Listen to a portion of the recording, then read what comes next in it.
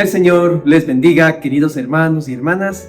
Sean todos bienvenidos a este culto virtual de la Iglesia Evangélica Bíblica en el Inca. Hoy domingo 29 de marzo del 2026. Estamos finalizando esta serie preciosa bimensual, Salud Mental, ¿qué dice la Biblia? Con un tema importante y clave, la resignación como parte de la vida. ¿Qué dice la Biblia? Así que les invitamos para que dispongamos nuestro corazón, nuestra voluntad para lo que el Señor, sin duda alguna, a través de la alabanza, la adoración, a través de la exposición de la palabra, tiene para bendición de nuestras vidas. Y que así los valores del reino de Dios sigan formándose y profundizándose en nuestros corazones. Acompáñenos hasta el final de este servicio. Nuevamente seamos todos y todas bienvenidos y bienvenidas. El Señor está derramando aceite, vino nuevo, a su nombre. ¿Cuántos quieren aceite fresco? Alaba de que vive. Pon aceite en mi vida, Señor, de tu fuego en mi corazón. Pon aceite en mi vida, Señor, mi lámpara arriba. Pon aceite en mi vida, Señor, pon aceite en mi vida, Señor, mi lámpara arriba, y me gozaré y me alegraré. Él me ha vestido de lino fino, del gozo de su salvación, y me gozaré y me alegraré. Convidado he sido a las bodas, a mi rey pronto veré. A su nombre. Hey. Pon aceite en mi vida, Señor, de tu fuego en mi corazón. Pon aceite en mi vida, Señor, mi lámpara arriba. Pon aceite en mi vida, Señor, pon aceite en mi vida, Señor, mi lámpara arriba. ¡Gózate! Me gozo en ti, Señor, el Dios de mi salvación, del gozo de su salvación. Me gozo en ti, Señor, me alegro en ti, mi Dios. Aleluya. A las bodas, a mi rey pronto veré. Aleluya, ¿cuántos van a ir a la boda del Cordero? Aleluya, a su nombre. Fuerte las palmas. Y me gozaré en el Dios de mi salvación.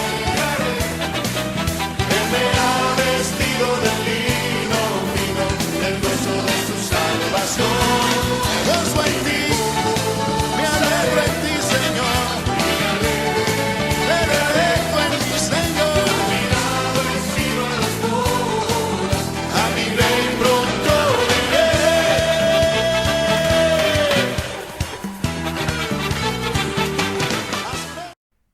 Pedimos al Señor que les bendiga, que derrame sus bendiciones sobre usted, su familia, y que sea siempre acompañándole y bendiciéndole. Hoy vamos a predicar un poco sobre la salud mental. Realmente supe esto un poquito tarde, pero vamos a hacer un esfuerzo para entenderlo. Y me voy a apoyar en un texto que parece muy inocente, pero que es tremendamente explosivo y que nos dice muchísimas cosas hoy al momento en que estamos viviendo. Voy a leer Lucas 19, los versos del 1 al 10. Así dice la palabra de Dios. Habiendo entrado Jesús en Jericó, iba pasando por la ciudad. Y sucedió que un varón llamado Zaqueo, que era jefe de los publicanos y rico, procuraba ver quién era Jesús, pero no podía a causa de la multitud porque era pequeño de estatura. y corriendo delante subió a un árbol sicómoro para verle, porque había de pasar por allí. Cuando Jesús llegó a aquel lugar, mirando hacia arriba, le vio y le dijo: Zaqueo, date prisa, desciende, porque hoy es necesario que pose yo en tu casa. Entonces él descendió a prisa y le recibió gozoso. Al ver esto, todos murmuraban diciendo que había entrado a posar con un hombre pecador. Entonces Zaqueo, puesto en pie, dijo: Señor, he aquí, Señor, la mitad de mis bienes doy a los pobres, y si en algo he defraudado a algunos, se lo devuelvo cuadruplicado. Jesús le dijo: hoy ha venido la salvación a esta casa, por cuanto él también es hijo de Abraham, porque el Hijo del Hombre vino a rescatar y salvar lo que se había perdido. Palabra de Dios, que Él bendiga en nuestros corazones. Yo me encontraba hace unos días, no por problemas personales, sino por el ambiente que uno respira a diario, un poco frustrado, un poco desalentado, y decidí llamar a un amigo español y conversar con él un poco, un hombre de mucha sabiduría. La cultura española tiene sus características, es una cultura fuerte que dice las cosas directamente. Si tú eres feo, te dice: oye, qué feo tú eres, y se acabó. Incluso nosotros cuando vivíamos en Europa siempre nos acostumbrábamos a estar con los españoles y era difícil la manera como eran más fuertes que de lo que somos nosotros. Y hablando con él, le dije: mira, me siento un poquito frustrado por dos cosas fundamentales. Llevo ya como 30 años viviendo en Ecuador, ya van a cumplir 30 años, es decir, casi una vida, sobre todo una vida más activa. Pero jamás he constatado dos cosas fáciles. Primero, que jamás hemos llegado tan bajo como país. Realmente estamos desalentados y generalizados todos los sectores por una o por otra razón. No sé si tengan razón o no. Incluso un líder político ecuatoriano, le decía a él, muy conocido en los medios ecuatorianos, de una gran trayectoria, él decía: realmente hemos retrocedido en el Ecuador más de 10 años. Y la gente le respondía diciendo: no, tú eres optimista, no 10 años, mucho más. Pero bueno, no vamos a entrar en eso. Porque da la impresión, y yo siento muchas veces eso, que vivimos en una sociedad del cansancio, como algunos le llaman, una sociedad del cansancio, donde la eficiencia, la competencia, el individualismo, el consumismo atroz y el dinero han reemplazado al compañerismo fraternal y a la solidaridad. Y crecen por día sentimientos que nos caracterizan, como la intimidación, el miedo, la venganza, el odio, la mentira que se impone frente a la verdad. Y todo esto me lleva a sentirme muchas veces frustrado. Y decía, y el segundo lugar, le decía a él, vamos a decir que no es echarle la culpa al otro. Hay que asumir responsabilidades. ¿Dónde estamos nosotros como ecuatorianos y ecuatorianas en este momento? ¿Qué tipo de análisis hacemos? El otro día me contaba un amigo que había estado en un centro comercial y de buenas a primeras se va la electricidad. Y una señora empezó a gritar: esto es por culpa de él, y dijo una frase muy fea: Correa, que quita la luz. Y él me decía: yo no entiendo cómo es posible que se puedan hacer este tipo de análisis. No asumimos responsabilidad y siempre se lo echamos a otros. ¿Dónde estamos nosotros? Y este amigo español me respondió de dos formas. En primer lugar me dijo: no sientas que sea el Ecuador, es un fenómeno global. Hoy estamos afectados por muchas de las cosas que estás describiendo. Donde quiera que estemos, estamos afectados por estos problemas. Es un fenómeno, y eso no es garantía, no es porque seamos tuertos nos preferimos estar ciegos, no es el consuelo barato. Y en segundo lugar me dijo, mira, yo estuve en cuanto a la relación de responsabilidad de las personas, yo estuve leyendo un poco acerca de la estupidez. Y yo le dije, bueno, ¿qué estás diciendo? ¿Que somos estúpidos? No, escúchame. Y me dijo, yo te voy a recomendar para que leas, porque yo sé que tú investigas y lees. Lee a dos filósofos. Uno es Arthur Schopenhauer y el otro es un italiano, Carlo Cipolla, quien falleció en el año 2000, bastante reciente. Schopenhauer falleció en 1860, hace muchos años. Y que ellos trabajaron un poco la cuestión de la estupidez. Schopenhauer fue conocido en filosofía como el padre del pesimismo. Era muy pesimista, todo lo veía oscuro. Voy a decir algunas cosas que él decía. Schopenhauer decía de que el mundo está siendo impulsado por una voluntad irracional. Hoy estamos siendo irracionales. Hay cosas que uno no entiende. ¿Cómo es que la gente apoya? En lo cual es interesante que hay estupidez y la aplaudimos.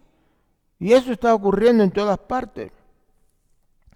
Y en segundo lugar, él decía, la maldad va a ser castigada en otro mundo, pero la estupidez va a ser castigada en este mundo. Si somos estúpidos vamos a pagar ese precio de la tontería o de la estupidez. Y él decía de una manera la estupidez no depende de la posición social, de la educación, no depende incluso del nivel económico que usted tenga, no. Sencillamente cualquiera puede ser un estúpido en sus análisis. Y Cipolla, a su vez, Carlo Cipolla, un italiano que fue un historiador economista, decía que se dedicó a hacer la teoría de la estupidez. Muy interesante. No voy a hacer toda la historia. Él decía que había 4 tipos de personas. Estos 4 tipos eran, primero, él decía los inteligentes, los que razonan, los que buscan el bienestar personal y también de la colectividad. Esas son las personas razonadas. Pero hoy estamos en una irracionalidad muy fuerte. Segundo lugar, decía, están los incautos. Aquellos que son tan idealistas, que buscan el bienestar de los demás, pero no se preocupan mucho por su bienestar propio. Y eso también hay una porción, no muy mayoritaria, pero existen personas así. Los otros son los estúpidos. Los estúpidos son los que se perjudican a sí mismos y perjudican a los demás, no le importa. El problema es perjudicar, es cambiar, es hacer distinto. Y en cuarto lugar, dice, están los maleantes. Esos maleantes se preocupan de su bienestar, egoístamente de su bienestar personal, pero no se ocupan del bienestar de la colectividad. Son egoístas, son malos, y eso pasa. Y Cipolla escribió un poco de las 5 leyes de la estupidez. Él le decía, siempre, primera ley, siempre subestimamos el número de personas estúpidas que existen en el mundo. Es un poco fuerte. Decía, los estúpidos se multiplican más rápidamente que las personas inteligentes. Siempre habrá más estúpidos en el mundo que personas inteligentes que razonan, que ven con cuidado. Segunda ley decía, el estúpido es sumamente peligroso. Es más peligroso que el maleante. Es capaz de dañar a los otros y dañarse incluso a sí mismo. Lo que le importa es hacer el mal. Se resigna a la maldad, al odio, a la venganza. Y eso está primando mucho en el mundo. Y decía él, la tercera ley es: la estupidez es fácilmente manipulable. Cualquiera la puede manipular. Y eso él decía. Yo no voy a seguir hablando de estas cosas porque lo dejo a su criterio. Invito que aquel que quiera lea más sobre estos autores. Él me dijo, después yo quiero hablar de dos teólogos, Dietrich Bonhoeffer y Martin Luther King. Dietrich Bonhoeffer fue un teólogo alemán. Él siempre se preguntaba, ¿cómo es posible que un pueblo alemán tan inteligente, tan educado, haya caído tan bajo apoyando el nazismo? Él estuvo preso, porque él decía, hay que hacer algo. Estuvo preso y fue hecho prisionero. Y el nazismo tenía tanto odio hacia su persona, porque era una persona influyente, que lo asesinó casi cuando las fuerzas aliadas estaban entrando en Berlín. Y él decía, él incluso escribió un libro que se llama Cartas y Apuntes desde la prisión, cuando él estuvo preso, que es tremendamente desgarrador.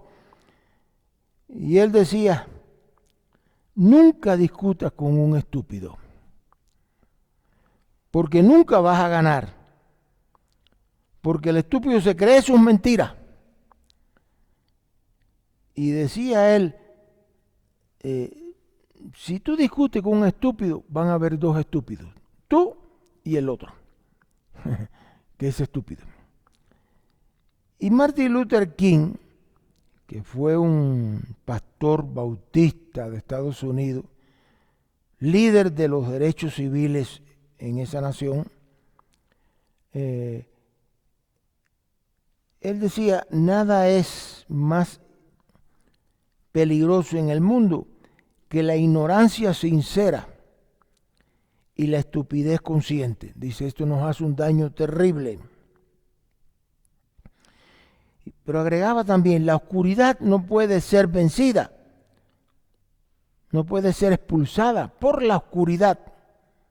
Solo la luz puede hacer eso. Por lo tanto, el odio no puede expulsarse con el odio, solo por el amor. Y yo quiero detenerme un poco en el pasaje que parece muy inocente, pero que es un pasaje de una radicalidad tremenda, que es el pasaje del Zaqueo, que ustedes han conocido, seguramente han leído, que es radical evangélico, no radical ideológico. Y hay tres momentos en este pasaje que creo que debemos recordar en el Ecuador en el cual vivimos. En primer lugar, hay que aprender a amar. Es muy interesante que Zaqueo era un personaje muy controvertido en la sociedad de Israel de aquella época. Era un publicano recaudador de impuestos, rico y corrupto, porque para ser rico como recaudador de impuestos había que ser corrupto. Y él tenía esas dos condiciones, que eran rico y corrupto. Pero la gente le criticaron a Jesús diciendo, oye, mira, este hombre va a ir con un traidor. Un recaudador de impuestos era un traidor para el pueblo hebreo. Y le decía, ¿cómo es que va a ir a comer? ¿Cómo es que va a estar en esa casa? ¿Cómo es que va a acoger? ¿Cómo le va a dar salvación y esperanza a este hombre? Y Jesús le recuerda de una manera muy, el que no ama no conoce a Dios, porque Dios es amor. Y por eso es que uno tiene que ver siempre el hecho de amar. Uno de los pasajes más fuertes es el Sermón del Monte. Lo leemos muy fácil, pero qué difícil es el Sermón del Monte. Léalo. Tiene cosas muy interesantes sobre la lengua, el chisme, el comentario, el juicio, etc. Y uno es el amor. Y allí Jesús le dice a aquella multitud, amen, pero no amen solamente a los que piensen igual que ustedes. Amen al que es diferente, al que incluso se considera su enemigo. Porque como decía Martin Luther King, El odio no se vence con el odio, no se expulsa con odio, se expulsa con amor. Yo les contaba hace unos sermones atrás que tuve el privilegio de conocer a una mujer que fue increíble. Ella falleció. Su hijo fue asesinado por un maleante.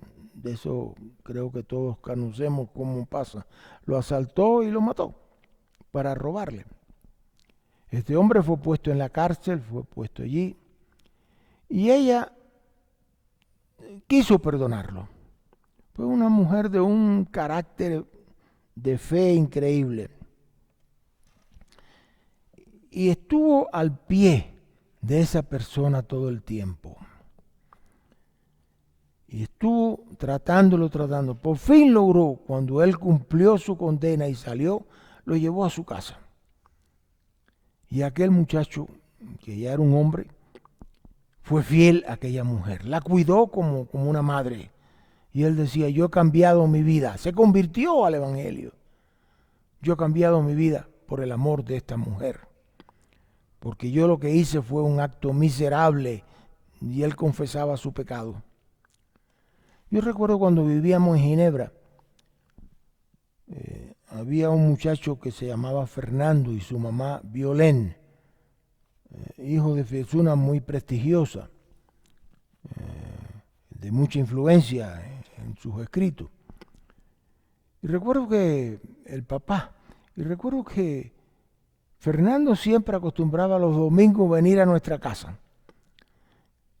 A eso de las 3, las 4 de la tarde se quedaba con nosotros, cenaba, y siempre allí nos decimos, comenzaba a hablar, no quería irse nunca. Y nosotros con mucho cariño, mi esposa y yo lo acogíamos. Un día me dice, Israel, tú sabes que he decidido no hacer el servicio militar obligatorio en Suiza. Él era suizo. Y Fernando, yo le dije, no, creo que es una decisión que es válida para ti. Tú lo has decidido, pero sabes que vas a pagar un precio. Porque allí o te daban el servicio alternativo, dice, yo tampoco lo voy a coger, o vas a la cárcel. Y precisamente lo pusieron en la cárcel casi un año. Él cayó con una esquizofrenia en la cárcel muy difícil. Él decía que le habían puesto un chip, cosa inventada por él, en el cerebro, y que eso le estaba dando trastorno. Nosotros fuimos a ver a un psiquiatra, Violén y yo, y el hombre le dijo, mire, traten de traerlo acá, pero no les doy mucha esperanza porque él no tiene mucha esperanza. La esquizofrenia no se cura, pero vamos a tratarlo. Y aquel joven Fernando se fue de la casa, escapó, vino hasta América Latina, fue terrible. No le voy a decir toda la historia. Pero recuerdo que ya al final, después de mucho correr, nosotros íbamos tarde por tarde. Violén y yo acompañaba a Violén a sentarnos en un lugar que vendían café, sobre todo en el verano, vendían café. Lo habían visto por allí. Y hacíamos guardia allí, esperando que él se apareciera. Por fin un día lo pudimos ver. Y lo invitamos, Fernando, por favor, ven y tómate un café con nosotros. Y ahí conversamos. Yo me acuerdo que le hice una sola pregunta. Digo, Fernando, tú has decidido en la vida lo que tú has querido, pero tú has ganado o tú has perdido. Y me dijo, no, yo he perdido. Entonces ahí, con mucho amor y con mucho cariño a aquella madre, y nosotros apoyándola, logramos que él pudiera entrar en un proceso de curación, que era bien difícil, había que internarse, había que someterse a tratamiento bastante riguroso. Y sorpresivamente aquel muchacho empezó a cambiar. El mismo psiquiatra estaba sorprendido, decía, esto es un milagro de Dios. Y yo siempre le decía a aquel psiquiatra, mira, el amor de una madre todo lo puede. Y el amor de la madre ha sido muy importante en todo esto. Y bueno, Fernando se recuperó, no podemos decir que al 100%, pero se recuperó, estaba muy bien. Nosotros hasta el momento último que estuvimos allá, íbamos, lo visitábamos, conversábamos, y estaba bastante animado por un muchacho muy inteligente. Incluso tuvimos algunos cuadros de pintura, porque a él le gustaba pintar, que nos regaló, y nosotros siempre lo hemos conservado con mucho cariño. ¿Pero qué es el amor? El amor no es lo melcochoso, esas melcochas que hacen en baños, ¿no? Muy rabrosas, que usted les tira y les tira y les tira, ¿no? No, el amor tiene 3 características fundamentales. Dignifica al que es diferente. Cuando uno ama al enemigo, al que es diferente, aquel que no te tolera, aquel que es distinto a ti, sencillamente cura las heridas. No es un problema de caer. Cualquiera cae. El problema es cómo nos levantamos y nos dignificamos. Segundo lugar, hay un problema de autoestima. Cuando uno ama en lugar de odiar, uno realmente se dignifica, se autoestima. Y yo creo que en tercer lugar, el amor verdadero que nos habla Jesús no es un amor belcochoso, empalagoso, como te quiero, ¿no? No, es de responsabilidad. Asumimos la responsabilidad del otro y tenemos el cuidado hacia la otra persona. Hoy en nuestra sociedad hay mucho odio, hay mucha venganza, no sé, no es el Ecuador que uno conoció. Martin Luther King decía: yo he decidido apostar por el amor. El odio es una carga demasiado pesada para soportar. Y creo que optemos hoy por el amor. Creo que necesitamos en el Ecuador un Ecuador que sepa amar, que no esté cegado por el odio, la venganza, sino que ame, que perdone, que construya, que edifique. En segundo lugar, Jesús le dice a Zaqueo: oye, baja de ese árbol. Es un sicómoro, no es un árbol muy grande, era fácil de escalar. Ven, porque hoy ha llegado el día de salvación para ti y los tuyos. Los teólogos siempre discuten cosas, son distractores de la mentalidad. Una gran discusión que cubrió gran parte de la discusión teológica de siglos pasados fue quién era pequeño, si Jesús o Zaqueo. Si el que era pequeño era Zaqueo y no podía, era Jesús, y no podía ser Zaqueo ver a Jesús, por eso se encaramó en el árbol, o era Zaqueo que era pequeño y se encaramó en el árbol para verlo. Eso no es lo importante, eso es perder el tiempo. Es decir, Jesús lo que le envía es: Zaqueo, baja de ese árbol, desciende y vamos a tu casa, porque hoy ha llegado la salvación. Hoy es el día de salvación. Creo que hay que proclamar a este mundo que hoy es día de salvación, a pesar de todos los bemoles, a pesar de todas las oscuridades. Hoy es día de salvación. ¿Y qué significa la salvación? Hay veces que la salvación no es poner una fruta, poner el chocolate, podamos lo que queramos, le echamos hielo, le echamos un poco de azúcar, le ponemos leche, le ponemos la batidora y ahí sale un batido excelente. No, es mucho más complicado.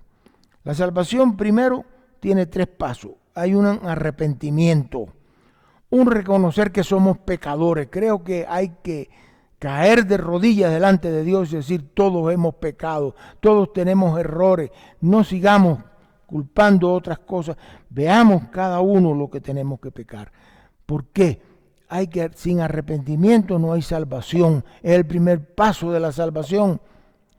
Creo que el Ecuador está en un momento complejo y necesitamos de todos, absolutamente de todos y de todas, para salir de este atolladero en el cual estamos.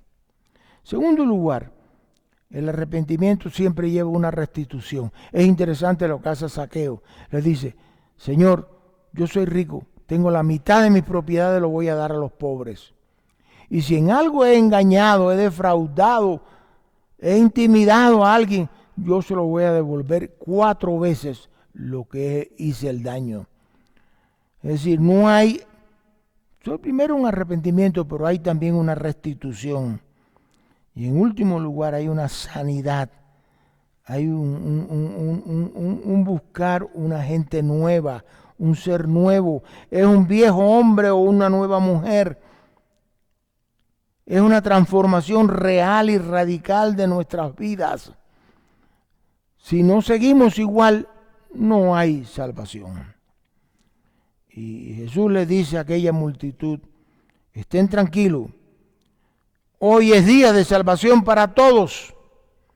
Hoy, no mañana ni pasado, hoy es día de salvación. Porque el Hijo del Hombre vino a rescatar lo que se había perdido. No los sanos, no necesitan médicos, son los enfermos. Y a eso he venido a rescatar.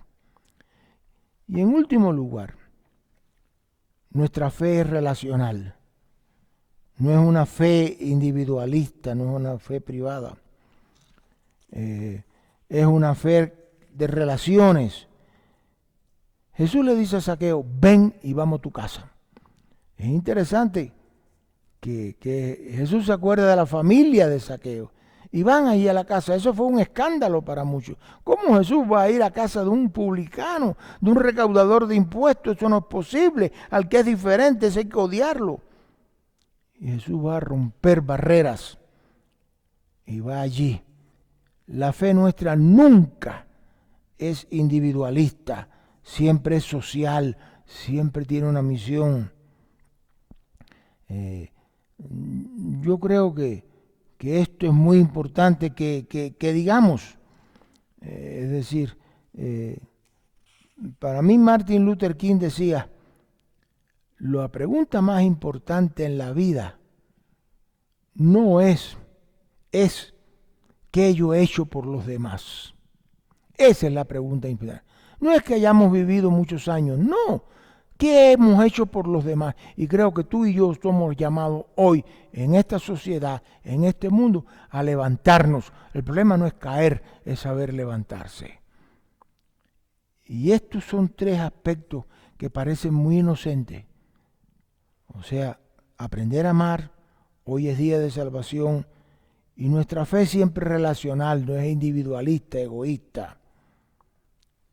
¿Cómo concluimos? Yo creo que la gran pregunta que nos hacemos hoy es, ¿qué significa la vida? Me parece que hay mucha gente desorientada. Por suerte no dan las estadísticas, pero las estadísticas de suicidio son altas. Son altas, porque la gente acude al suicidio. El otro día una amiga nuestra, sobre todo de mi esposa, le decía, mi hermano se suicidó. Y mi esposa se quedó muy choqueada y le decía, pero ¿cómo es posible? Y dice, no, cayó en un bache, perdió su trabajo, etcétera, etcétera. No vio salida y se ahorcó. Y ella trataba de verle, me decía, no sé qué decirle. Hoy estamos dándole poca relevancia a la vida. El principal problema hoy, ¿qué significa la vida? Estamos ocupados en cosas superficiales, superfluas, en un consumismo voraz, atroz, pero no estamos realmente buscando el camino del significado de la vida. Hoy tenemos que salir a este mundo para proclamar qué significa Jesucristo en nuestras vidas que vino. Y Jesucristo, recuerden que dice, aprender a amar. Hoy hay que amar, vencer el odio con el amor. Hoy, no mañana ni pasado, hoy, en medio de todas las crisis, hoy es día de salvación. Y nuestra fe siempre no es individualista, egoísta, es siempre relacional. Yo creo que cuando hablamos de esto es que estamos hablando de la esperanza. Tenemos que poner esperanza en medio de todos los problemas. Y creo que la esperanza está dada en que nosotros podamos hablar, ser luz en medio de la oscuridad ¿Y para qué estamos aquí? Yo creo que es una pregunta, y veces que hay que hacerse preguntas. ¿Para qué estamos aquí en la iglesia? No es para encerrarnos en nosotros mismos y darnos cachetadas, qué santo yo soy, qué bueno yo soy, sino salir a este mundo y proclamar que en medio de la oscuridad hay la esperanza siempre de la luz. Y que cuenta en la vida es la esperanza. Nelson Mandela decía, la esperanza es lo último que se pierde. Las decisiones deben referirse siempre a tus esperanzas y no al miedo. La mayor gloria no es caer, sino levantarnos. Y como iglesia tenemos que ayudar a levantar a este país, levantar nuestras comunidades, levantarnos como personas para que Dios nos bendiga. ¿Para qué estamos aquí? Para hacer bendición, para traer luz y esperanza hoy, no mañana ni pasado. Creo que hay dos textos muy interesantes en los Salmos, y con eso concluyo. En el Salmo 34, que Jesús le dice es decir, cuando en el Antiguo Testamento vemos que dice, cercano está Jehová a los quebrantados de corazón y salva a los contritos de espíritu. Es decir, Jesús, Dios nos levanta hoy, nos bendice hoy. Y en Romanos, Pablo nos dice y nos recuerda, si buscamos Romanos 12, el verso 19 al 21, veamos lo que dice Romanos. No os venguéis vosotros mismos, amados míos, sino dejad lugar a la ira de Dios, porque Cristo está, mía es la venganza, yo pagaré, dice el Señor. Así que si tu enemigo tuviere hambre, dale de comer, si tuviere sed, dale de beber, pues haciendo esto, ascuas de fuego amontona sobre su cabeza. No seas vencido de lo malo, sino vence con el bien el mal. Y este es un mundo de tanta maldad. Venzamos al mal, no usando el mal, sino el bien para honra y gloria de Dios. Que Dios nos bendiga. Amén. Gracias a Dios por su bendita palabra en esta mañana, que ha fortalecido la esperanza y nos ha dado esa bandera para seguir luchando, porque sabemos que tú y yo somos hijos e hijas amados del Señor. Darles las gracias a ustedes también por su generosidad, gracias a la cual podemos ser de apoyo, de ayuda a familias que están atravesando necesidad en la iglesia. Los datos de la cuenta de la iglesia se mostrarán a continuación en su pantalla para que usted pueda realizar la transferencia de su diezmo o de su ofrenda. Recordemos que el Señor ama al que da con alegría. Y asimismo invitarles para que nos volvamos a encontrar alrededor de la palabra del Señor este día miércoles a través del estudio bíblico virtual, 6:30 a través del Facebook o a través del enlace de Zoom. Les esperamos. Que el Señor les bendiga, queridos hermanos y hermanas, y hasta pronto.